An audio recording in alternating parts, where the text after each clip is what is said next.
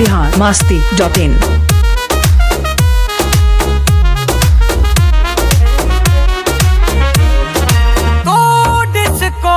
दीवानी लागेलू रानी भिसकी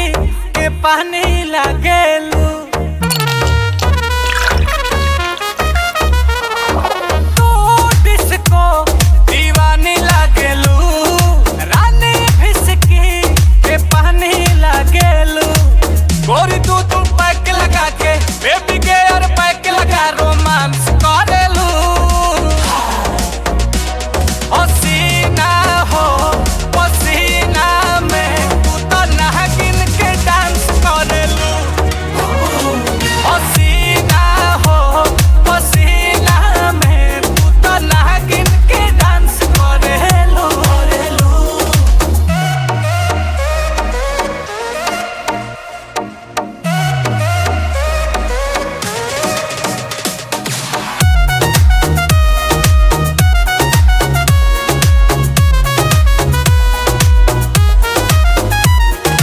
बोली में जादू बा डियर क्लियर तू बियर के नशा करो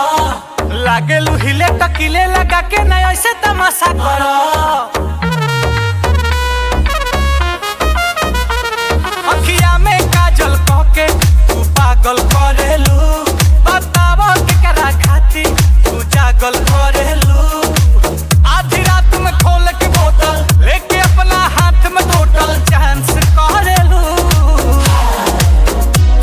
हसीना हो पसीना में तू तो नागिन वाला डांस करेलू हसीना हो पसीना में तू तो नागिन वाला डांस करेलू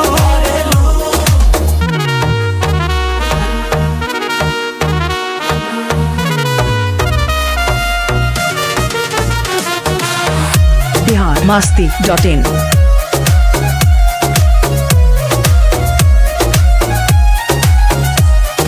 बाड़ू करीना परीना तो ऐसे नसीना पकतल करो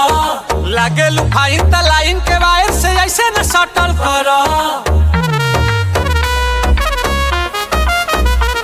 ब्यूटी से अपन क्यूटी दीवाना करेलू नीलकमल संगे पार्टी रोजाना करेलू लागतारू गुड लुकिंग बोल कहाँ रोकिंग एडवांस करेलू हसीना हो पसीना में तू तो नागिन वाला डांस करेलू नगीना हो तू तो नागिन वाला डांस करेलू biharmasti.in।